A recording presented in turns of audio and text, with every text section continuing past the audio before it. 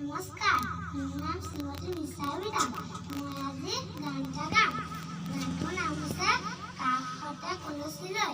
কাষতে কলচী লৈ যায় চকী বাই।